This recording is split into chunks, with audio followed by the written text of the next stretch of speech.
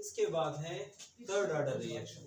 सही है, तो थर्ड ऑर्डर रिएक्शन क्या है? जिस तरह हमने लास्ट टाइम भी डिफाइन किया कि ऐसे रिएक्शन जिसका ऑर्डर क्या हो, जिसका ऑर्डर 3 के इक्वल हो, ऐसे रिएक्शंस को थर्ड ऑर्डर रिएक्शंस कहते हैं। तो देखिए ये 3 सिंगल रिएक्टेंट भी हो सकते हैं, लेकिन अगर रेट डिटरमाइनिंग स्टेप पे उनके कोएफिशिएंट अगर 1 1 1 के इक्वल हो, इसको हम कहेंगे कि इसका ऑर्डर 3 के बराबर है। देखिए अगर इसके लिए ऑर्डर निकालते हैं तो rate is equal to k into concentration of A power 1, दूसरा ए पावर 1 और तीसरा ए पावर 1। तो ओवरऑल कोएफिशिएंट क्या होगा?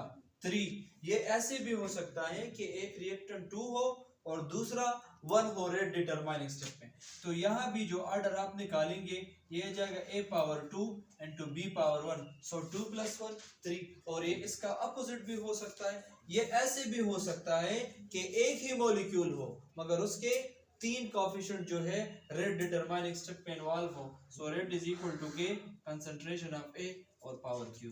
समझ आ रहा है कि नहीं आ रहा? तो मकसद ये है किसी भी केमिकल रिएक्शन में अगर रेट डिटरमाइनिंग स्टेप पे 3 मॉलिक्यूल हिस्सा ले रहे हो तो ऐसे रिएक्शन को थर्ड ऑर्डर रिएक्शन कहते हैं। समझ आ रहे हैं? अब इधर देखिए, अगर इस रिएक्शन को हम देखें और इसका ऑर्डर निकालें तो कैसे निकालेंगे? सपोज ये वो रेट डिटरमाइनिंग स्टेप है जो इस रिएक्शन के रेट को कंट्रोल करता है। तो देखिए ऑर्डर अगर कैलकुलेट करें तो रेट लॉ से रेट इज इक्वल टू के कंसंट्रेशन ऑफ ये और पावर इसका क्या होगा? 2 और कंसंट्रेशन ऑफ हाइड्रोजन पावर क्या होगा? 2 पावर 1, सो क्या आएगा? 3। नेक्स्ट देख ले, अगर ये रिएक्शन हो तो rate is equal to k into concentration of NO, power क्या होगा? 2 और इसी तरह ये वाला और पावर क्या होगा? 1। तो 2 + 1 जब आप जमा करेंगे 3। समझ आ रहा है कि नहीं आ रहा? नेक्स्ट जो है वो फोर्थ ऑर्डर रिएक्शन जो है ऐसा हो सकता है कि उसका 4th पावर हो, लेकिन मैंने आपको बताया कि majority of the chemical reaction जो है वो थर्ड तक खत्म हो जाते हैं। तो नेक्स्ट जो है वो है जीरो ऑर्डर रिएक्शन। तो देखिए वर्डिंग से जाहिर है कि उसका ऑर्डर 0 हो। ऑर्डर 0 से मुराद ये है कि जो कंसंट्रेशन पे डिपेंड ना करते हो, कुछ और पैरामीटर्स हैं जब वो उन पे डिपेंड करते हो, ऐसे रिएक्शंस को जीरो ऑर्डर रिएक्शंस कहते हैं। तो इसके लिए जो रेट लॉ इक्वेशन है, रेट इज इक्वल टू के कंसंट्रेशन पावर 0। और मैंने आपको लास्ट टाइम भी बताया था कि ऐसे रिएक्शन जिसमें कंसंट्रेशन का पावर 0 हो, so anything power 0 is equal to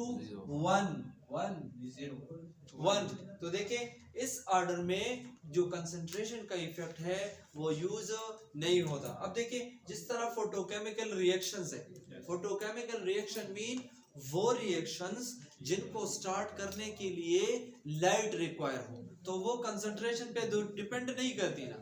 इसका क्या मतलब है? इसका ये मतलब है एक रिएक्शन है, आप लोगों ने शायद 10th में किया हो, जब आप मीथेन गैस को ले लेते हैं ना, मीथेन गैस को CH4, सही है, और इस मीथेन गैस को अल्ट्रावायलेट रेडिएशन के जरिए आप क्या करें? अल्ट्रावायलेट रेडिएशन इस गैस के ऊपर पास करें, तो अल्ट्रावायलेट रेडिएशन में ये मीथेन मॉलिक्यूल स्प्लिट अप हो जाएगा। रेडिकलाइजेशन याद है? नहीं याद? 10th में आपने पढ़ा था ना याद? जब आप क्लोरीन गैस का रिएक्शन CH4 के साथ करते हैं तो ये CH3Cl बनाता है और साथ में HCl बनाता है। अब याद आ गया है?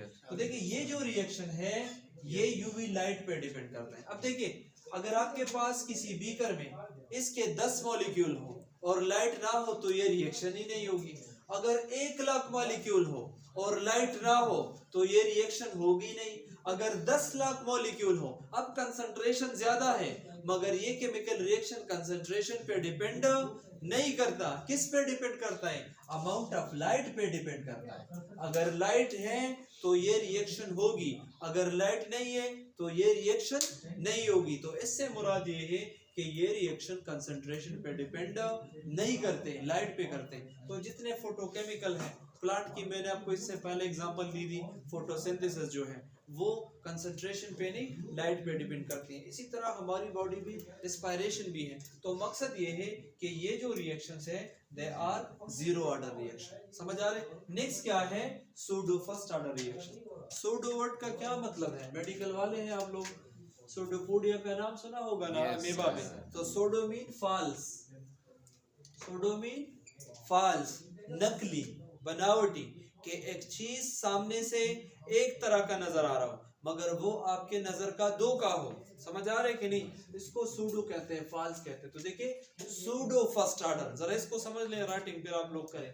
सूडो फर्स्ट का मतलब ये है कि ये ऑर्डर हमें फर्स्ट नजर आएगा मगर वो फर्स्ट नहीं होगा, या कोई दूसरा, सॉरी, ये ऑर्डर हमें कोई दूसरा नजर आएगा मगर ये होगा फर्स्ट ऑर्डर।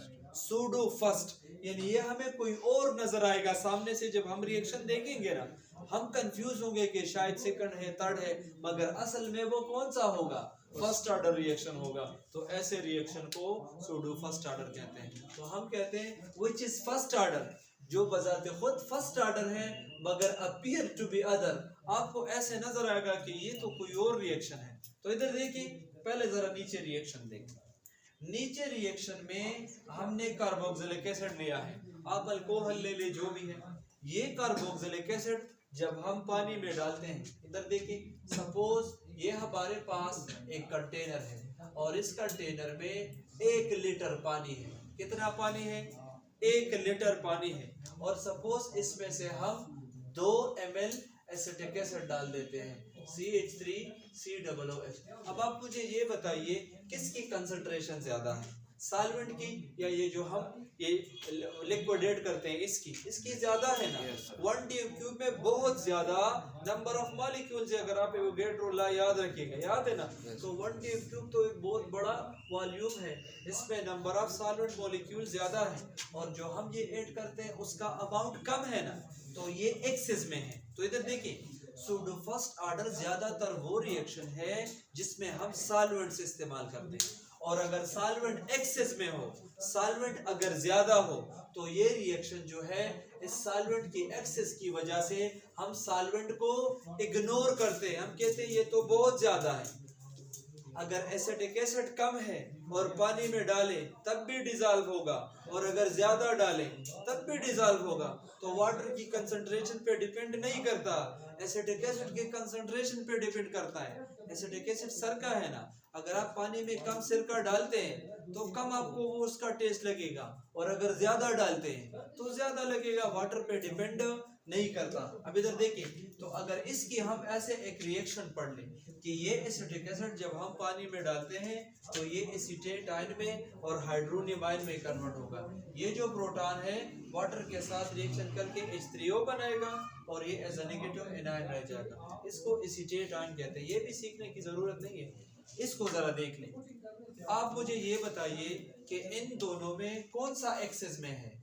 वाटर। तो जो एक्सेस में है उसको इग्नोर करें। अब देखिए रिएक्शन कौन सा नजर आ रहा है, इसका कोएफिशिएंट क्या है और इसका कोएफिशिएंट क्या है। रिएक्शन हमें सेकंड नजर आ रहा है, कौन सा मगर है कौन सा फर्स्ट ऑर्डर। इस पे डिपेंड नहीं करता, सिर्फ इस पे डिपेंड करता है। तो आप समझ आइए ना कि ऐसे रिएक्शन जो सामने से दूसरे नजर आते हैं लेकिन वो हमारे पास असल में फर्स्ट ऑर्डर। अब इधर देखिए, इसके लिए अगर रेट लॉ हम लिखें तो that would be equal to concentration of acetic acid, और उसका पावर क्या होना चाहिए 1, और कंसंट्रेशन ऑफ वाटर और उसका क्या होना चाहिए पावर 1। लेकिन चूंकि वाटर हमने एक्सेस में लिया है तो इसको इग्नोर करें। जब आप इसको इग्नोर करें order will be equal to 1। अब सूडो सेकंड ऑर्डर थ्योरेटिकली आपसे पूछा जा सकता है पेपर में। इधर देखिए, सूडो सेकंड वो रिएक्शन होगा जो सामने से कोई और नजर आएगा मगर होगा सेकंड। अब इधर देखिए, अगर थ्योरेटिकली मैं आपसे ये कहूं कि एक रिएक्टेंट है 2 मोलर और आप उसको किसी सॉल्वेंट के साथ डाल दें, और मैंने लिखा है वाटर, और जब भी ब्रैकेट में मैंने लिखा हो एक्सेस, इसका मतलब है इसको क्या करें इसको इग्नोर करें। तो अगर इसके लिए हम रेट लॉ निकाले that would be equal to K into concentration of A और उसका coefficient 2 into concentration of water और उसका कोएफिशिएंट 1 तो है मगर वो क्या है एक्सेस में है, तो रिएक्शन थर्ड नजर आ रहा है मगर है सेकंड। इसको सूडो सेकंड, इस तरह सूडो थर्ड, जो भी है आपसे थ्योरेटिकली टेक्निकल क्वेश्चन पूछे जा सकते हैं। इसकी समझ आइए। लास्ट जो रिएक्शन है उसको फ्रैक्शनल ऑर्डर रिएक्शन कहते हैं। तो देखिए वर्ड से जाहिर है ऐसे रिएक्शंस जिसमें ऑर्डर फ्रैक्शन के इक्वल हो। किसके इक्वल हो, फ्रैक्शन के इक्वल हो, पॉइंट के इक्वल हो, डेसिमल के इक्वल हो, तो इसको हम फ्रैक्शनल ऑर्डर रिएक्शन कहते हैं। देखिए अगर आपसे मैं ये कहूं कि ए मॉलिक्यूल है और वो 1/2 पार्ट बी के साथ मिलता है और एक प्रोडक्ट बनाता है। अब अगर आप इस रिएक्शन की रेट निकालेंगे और इसके लिए ऑर्डर कैलकुलेट करेंगे, so rate is equal to k into concentration of A, और पावर क्या है 1/2, और बी का कोएफिशिएंट क्या है 1। अब आप जब ऑर्डर निकालते हैं तो दोनों को प्लस करें, 1 + 2 और 1, तो देखिए अगर इनको जब आप प्लस करेंगे क्या आएगा 3/2 आएगा ना, और वो जवाब देगा आपको 1.5। तो ऑर्डर क्या है, डेसिमल है कि नहीं। तो जब ऑर्डर फ्रैक्शन में हो, 1/2 फ्रैक्शन है ना, तो ऐसे ऑर्डर को फ्रैक्शनल ऑर्डर कहते हैं। अब देखिए अगर आपसे मैं ये कहूं कि ये एक मॉलिक्यूल है और इसकी आप ऑर्डर निकालें, और सपोज यही मॉलिक्यूल रेट डिटरमाइनिंग स्टेप पे भी है, तो रेट इज इक्वल टू 3/2, 3/2 से क्या आएगा 1/5। इस रिएक्शन को देख लें, CH3 ये एक केमिकल दूसरे हाफ केमिकल के साथ रिएक्शन करता है तब ये बनाता है। अगर आपसे ये पूछा जाए कि इसका ऑर्डर निकालें, तो देखिए order would be equal to, rate would be equal to के कंसंट्रेशन ऑफ दिस वन, और कोएफिशिएंट क्या है, और concentration of this one coefficient क्या है 1/2। अब जब ऑर्डर निकालेंगे 1 और प्लस 1/2, तो जो भी आएगा सपोज 1.5 आता है फ्रैक्शन में, तो लिहाजा इसको कहते हैं फ्रैक्शनल ऑर्डर रिएक्शन। ओवरऑल इसके साथ ऑर्डर का थ्योरेटिकल टॉपिक खत्म हो जाता है। अब नेक्स्ट में क्या पढ़ेंगे आपने मुझे याद दिलाना है। Number 1 technical effects of order, यानी कंसंट्रेशन और ऑर्डर का क्या ताल्लुक है, ऑर्डर को मैथमेटिकली फार्मूले से कैसे जल्दी कैलकुलेट करें। नंबर 2 और नंबर 3 किसी ऑर्डर का यूनिट क्या होगा किसी पार्टिकुलर रिएक्शन। ठीक है, इसके साथ कौन सी सारे कौन से तक से नहीं, इतना काफी है।